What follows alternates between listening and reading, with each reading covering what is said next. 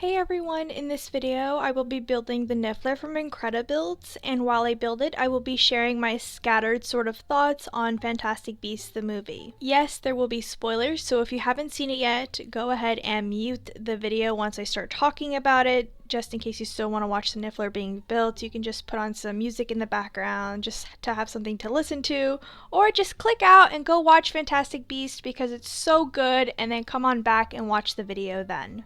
If you're interested in purchasing the Niffler from IncrediBuilds, I will leave a link to it in the description box and you can build one yourself. It comes with this book that I'm flipping through and it's pretty neat, and towards the end it gives you instructions on how to paint the wood model if you want to. I won't be painting mine. I have done a couple of IncrediBuilds in the past and I just kept them bare because I like the whole wood look, but it does give you step-by-step instructions on how to paint it, you know, what colors and tips, etc. It does look really cute painted, so I might eventually, but probably not in this video. If you want to see if I do end up painting it, I will probably post a picture of it on my Instagram account or something. And it also gives you step-by-step instructions on how to build the actual wood model. It's all numbered and shows pictures on how to put it all together.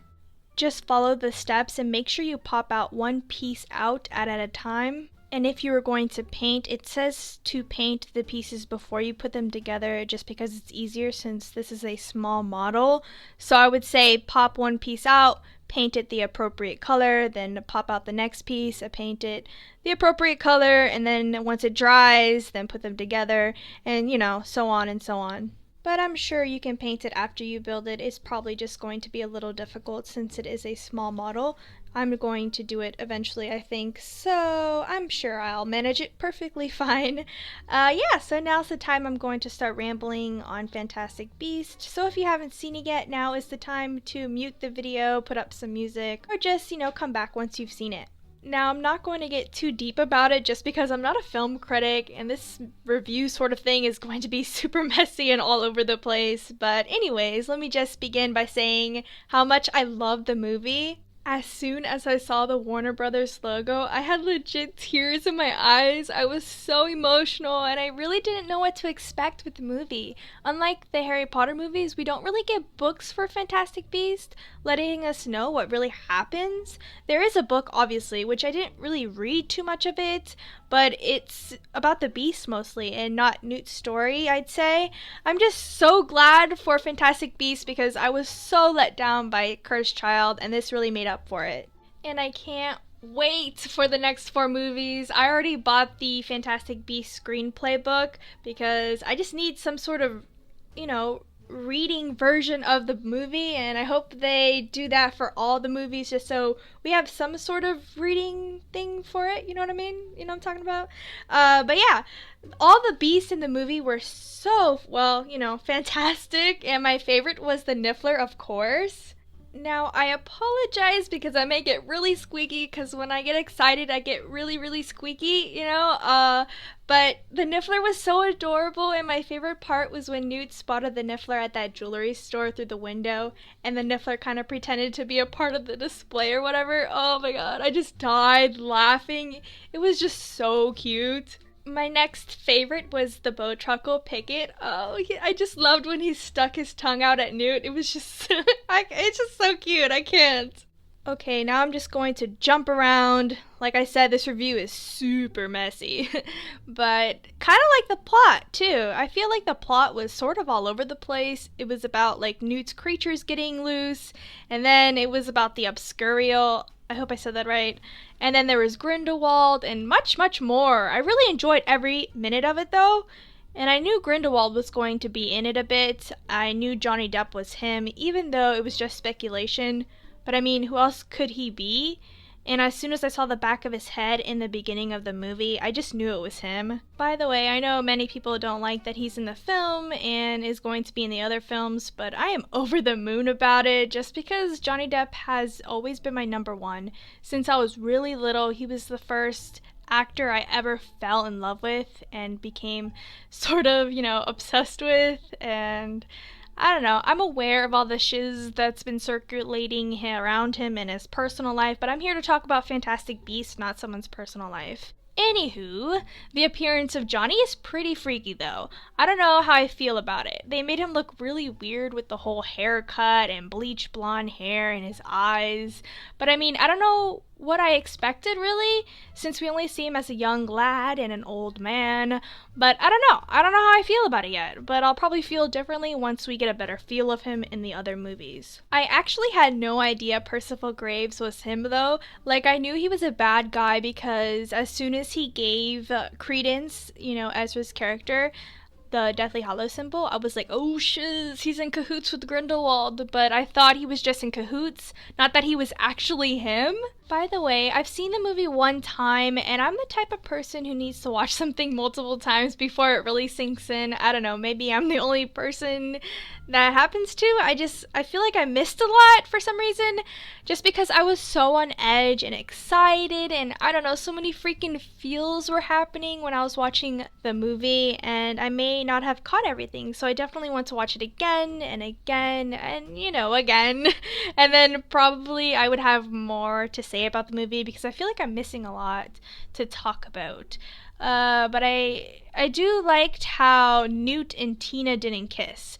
Like, I wanted him to at the end, but I feel like there wasn't much of a build-up, you know what I mean? But with Jacob and Queenie, there definitely was a build-up there more so than Newt and Tina. But Newt and Tina are different than them, and Newt is shy. I don't know, I definitely feel the feelings between those two, definitely towards the end. I'm just glad they left us wanting more because, I mean, we already know the eventual fate of those two, so why rush it? And it just leaves us more to look forward to, and I'm excited to see how it all plays out. Anyways, I'm just jumping around again. I really thought it was cool when they went inside Newt's cave and how it was like different scenes for each of the beasts. And it was definitely a cool bit of magic going on in there. And it would make a really cool ride at Wizarding World of Harry Potter, I think. I'm also really curious about that Lestrange chick that Newt knew. That kind of sounds funny. Newt knew in Hogwarts, or should I say Hogwarts? I think that's how Queenie said it. I don't know.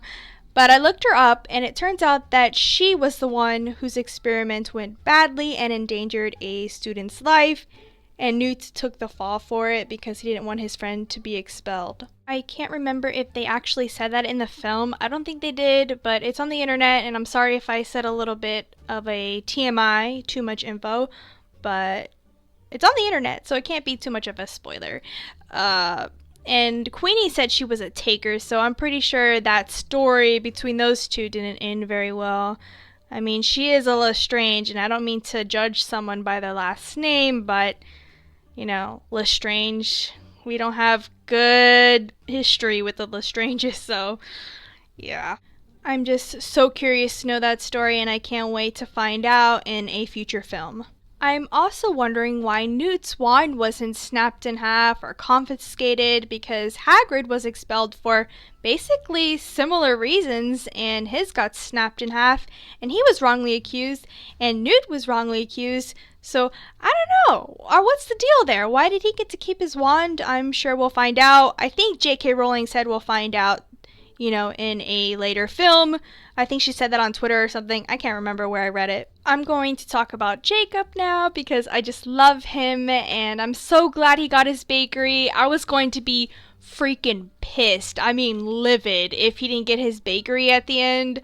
I was like, they're just gonna obliviate him and just kick him out. Bye. Like, good luck with life. No, of course, they had to, help him out with his bakery, and I'm so glad Newt did. Oh, thankfully. Oh, it's just, my heart, and the baked goods were so amazing. Those freaking Fantastic Beasts baked goods were amazing, and they need to sell them at Wizarding World of Harry Potter eventually, or if they ever expand to Fantastic Beasts, they should have his bakery at the parks. Oh my god, and have those freaking treats. I mean, how amazing would that be? But yeah, clearly Jacob remembers some of the stuff, and it looked like he remembered all of it, because when Queenie entered his bakery, Queenie! I'm so glad that she visited him in his bakery. I mean, that smile said it all. Or maybe he's just it's fate. They belong together, and I hope they stay together. Oh, I just love them. They're just the cutest. I know it's against the law, but that was in the 1920s. Did they update that law? I'm not sure. Does anyone know? I don't know. But are they really gonna find out? They probably will. But whatever. Live your life! So I know I'm jumping all over the place and I'm not going in any type of order. I'm just talking here, so bear with me. It's just how I roll. I'm so unorganized. I probably should have wrote this down and been more organized, but this is how I roll. Anyways, wasn't it so extreme that they sentenced Newt and Tina to death? I was shook. And I never say shook, but I was. And that room was so freaky. It gave me Department of Mystery vibes, didn't it? I don't know. It was just creepy. So here's where I'm confused. Makusa lets this anti-witch lady, I can't remember her name, spread her anti-witch propaganda and has these sort of protest sort of things going on. And Makusa is so worried about the Wizarding World being found out, yet they don't go over and obliviate this chick, this evil chick. I mean, look what she's doing to these children. Credence, poor Credence. Oh, Credence, I don't even want to talk about him really because it's just so sad. I totally knew he was the Obscurial. I hope I'm saying that right. Oh gosh. I mean, I was leaning mostly towards him, but they did a good job trying to make us think it was that little girl who sang that creepy song. It was just so sad how that lady treated him and those children. It just doesn't make sense to me why they didn't go and obliviate that little group there. I just don't understand. Did they mention it? I don't know. I have to watch the movie again. I do believe Dumbledore's sister was an Obscurial as well, and that's probably why Dumbledore is so fond of Newt. I mean, maybe not in earlier years. I don't think Newt was interested in ridding that power from that suppressed young witch or wizard. At the time, I'm pretty sure he was more interested in, Beast and stuff, but I'm pretty sure he is fond of him because he likes outsiders and such. But it just makes me squeal so much because we find out that Percival Graves is Grindelwald, and Grindelwald asked Newt, Graves asked Newt because, he's really Grindelwald, you know what I mean? He asked Newt what makes Albus Dumbledore so fond of him, and the whole Dumbledore Grindelwald thing, that Dumbledore was maybe in love with Grindelwald. I'm so excited for that story to play out. Oh my god, I cannot wait. I just need it. I need this story. I need it. I didn't catch this because you guys know I need to watch it again to, fully absorb everything. But I did read people saying that Credence wasn't dead because people saw that there was a black fog or whatever floating away a few moments after they blasted him. So that's good. I mean, I was really sad about all that just because it's not his fault. I know he did kill, but he had no control. It wasn't his fault. It was just so sad. I feel like I'm forgetting so much to say. Okay. The whole switching of Newt's case. We knew that was gonna happen. We didn't know when it was gonna happen because I thought the first time that Newt bumped into Jacob that was it. They switched cases, but then they didn't. And then he found his egg and all that shenaz, and then they finally did switch the case, and I think the special effects throughout the whole film were pretty cool. The magic was okay. Nothing special went on. But the whole putting the buildings back together was oddly satisfying. I was so pleased. I don't know why. There was also a bunch of apparating going on, which is really refreshing because if I was a witch, I'd be doing it nonstop like Fred and George. And we didn't get much of it in the Potter films, mostly because they were underage for majority of it. Can we please just die laughing about Newt's mating call? Oh my god, I was laughing so much. I was like, wow, Eddie, I felt bad for him because I got secondhand embarrassment. I mean, I totally found it really cute because I'm in love with him. And I actually, when he first came on the screen, I whispered to my mom that I was in love with him. I am so in love with him. He's just so cute. But I would feel really uncomfortable doing something like that, but it was totally adorable. I did feel like they played that out a little too long though, and I felt bad for Eddie, but it was just totally cute. I mean, come on. I think the last thing I want to talk about is Frank the Thunderbird because he was just so majestic and lovely, and he made it rain with that venom. I don't know what it was. Was it venom? I know it had obliviating properties, and that was pretty cool. And J.K. Rowling said that Frank made it to Arizona, so that's awesome. I think she said that on Twitter. I'm not sure. I don't know where I read it. I think she says a lot of stuff on Twitter, and that's where I read it. I'm not sure. But let me know your thoughts on the movie. I'm sorry, I probably annoyed you guys with this video because I just ramble. But I'm really excited for the next one. I heard it will take place in Paris, France. I hope I'm not wrong, but I think I read that somewhere. And I think also in the UK as well, because they're going to have a young Dumbledore. And of course, Johnny Depp will be returning as Grindelwald. I don't think the young Dumbledore has been casted yet. I think I read somewhere that Queenie will be in the next one as well. I don't remember. Let me know if you guys know any more details about the second one because I'm so curious to know what the second one will be about. I do know that each movie will be called Fantastic Beast and then the next bit will be different each time. I don't know, we'll see what happens. And oh yeah, the Demiguise. It has my name in it. Wasn't it weird how he was babysitting that Akame? Like, that was just weird. And that whole cockroach thing freaked me the hell out. I'm very, very afraid of cockroaches, and that whole scene just made me squirm so much. Okay, I think I'm just gonna stop rambling. Leave a comment down below. Let me know what your favorite part was in the movie, your favorite beast, your favorite character. I don't know, just leave a comment down below. Let me know what you thought in general. And I hope you guys enjoyed this video and didn't get annoyed too much with my rambling and enjoyed watching me build this adorable little Niffler. And thanks so much for watching.